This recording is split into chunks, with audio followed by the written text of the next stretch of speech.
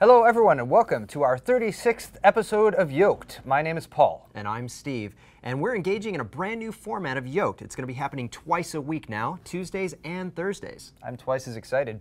I'm 2 1/3 excited. I think you're twice as handsome as Kyle, actually. If there's money down on it, I'm going to just say maybe like not quite twice, but just like a smidgen higher. I forget Kyle's editing this episode. So. Yeah, Kyle's like, I think Kyle is definitely the most amazing and handsome person I've ever met. Yeah. Steve's Personality sucks like Paul. I have rabies. Have you ever thought that the things you saw in video games would actually be made into real-life working forms of transportation? Well, the RYNO is exactly one of those concept reality stories that will warm your heart. Created by self-taught engineer Chris Hoffman from a concept that his daughter drew him after being inspired by a video game, the RYNO is a small electric unicycle that uses the same motion control as the bigger, bulkier, and infinitely nerdier looking Segway. Just tilt forward to go and lean backward to stop. A low center of gravity helps with balance, as well as the large 240mm single tire. Users who have tried the RYNO say that they're able to adjust to the slightly unnerving unicycle feel after about 15 minutes, and the RYNO can go about 10 miles after a 6-hour charge with a top speed of 10 miles per hour, so only about an hour's worth of travel distance. In this way, it looks like the RYNO might provide a convenient and portable transportation solution for people who can't walk for long periods of time. It's also much more inconspicuous than a Segway, though based on its name we were sort of hoping that it would look more like riding a gleeful miniature RYNO than something that narrowly escaped horizontal realignment from a compactor. But think of how delighted Hoffman's daughter must feel. It's not often that our childhood art projects get turned into fully fledged, functional, three-dimensional gadgets, though this does give me some hope for the small Hadron Collider that I built out of Legos when I was 9. Well, I for one welcome our Google robot overlord. What? Really? Okay, I guess this is legit. Well, apparently, Google robot overlords could very well be in our future. Though they declined to confirm the rumored price, Google supposedly spent $400 million on acquiring DeepMind, a company well known for their aggressive development in the field of artificial intelligence. However, what exactly DeepMind plans to do with their AI research, no one really knows. And as we are well aware, Google isn't exactly going to be open with their plans either. All we really know is that one of the co-creators of DeepMind is the game's prodigy and neuroscientist Demis Hassabis, and that they are aggressive frontrunners in the field of artificial intelligence. So, since everyone's hush-hush about what they're doing, one can only speculate. What do you think? Are we heading for a V for Vendetta totalitarian state patrolled by AI-controlled robots and HK drones equipped with laser-guided missiles? Or are you more of a glass-half-full kind of person, imagining a world filled with cybernetic enhancements and friendly AI servants who will help us live longer and eventually upload our consciousness to the cloud so that we can live forever? You choose the ending. We'd love the feedback. Just don't pull an M. Night Shyamalan on us, okay? Next up on Yolk'd is Take My Money.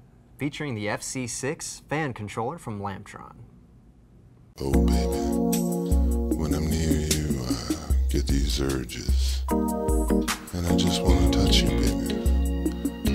I want to run my hands all over your body. Top to bottom. Spend a few hours somewhere in between. You know, I've got two things on my mind. You and me. Oh, baby, let's make it last. Let's make it last all night long. Wow. It's just me, or is it kind of hot in here? I feel you, Steve, but you know, if only we had some way of controlling some fans so we can cool ourselves off. Yeah, you're right. If only we had a fan controller. Remember when Apple thought that people would use Siri for actually finding information rather than trolling their friends, misunderstanding accents, or creating hilarious vines? Yeah, that didn't really last long. Part of the reason why no one, except for maybe Steve over here, actually uses Siri for anything other than a joke is because of how sluggish Siri generally is. But actually, this is a symptom of most voice recognition software, regardless of who makes it. Because the software has to send the request to cloud servers to process the request and then send it back, the response time isn't as instantaneous or intuitive as users would like it to be. The problem is making a mobile processor that's powerful enough to handle this kind of high-intensity computation locally, rather than using data or an internet connection to send it to the cloud and back. Intel, partnering with an unnamed third party, seems to have done that with their mobile core processors, which are powerful enough to handle the task of lightning-fast offline computations. Currently in prototype phase is a headset apparatus called Jarvis. It can listen to voice commands, process them, and give you the result faster than competitors without the need for an online connection. Now, after realizing that your homebound commute is increasingly becoming a traffic nightmare, you can quickly tell your phone to get Google Maps up to reroute you before missing the next available exit. There are a few companies out there that actually make so much money that they can spend it on pretty much anything they want while still laughing to the bank. Some companies might invest that money in futuristic technology startups to help improve our lives and shape the course of history. Or, if you're King.com, the creators behind Candy Crush, you use that money to enforce your trademark on the word candy. Never mind that King.com makes nearly $1 million per day on Candy Crush. That kind of money is for peasants, and they're the king. So what do kings typically do? Well, they used to invade countries and squeeze taxes out of the peasantry. But in the digital age, one must be more clandestine. King.com has been suing on its candy trademark in games and related merchandise.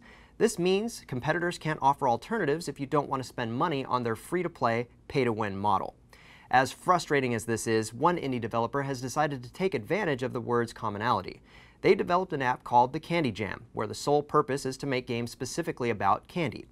Currently, the top one is simply titled Candy, Candy, Candy. With each new candy game the app generates, King.com's lawyers will have to send out a new takedown letter.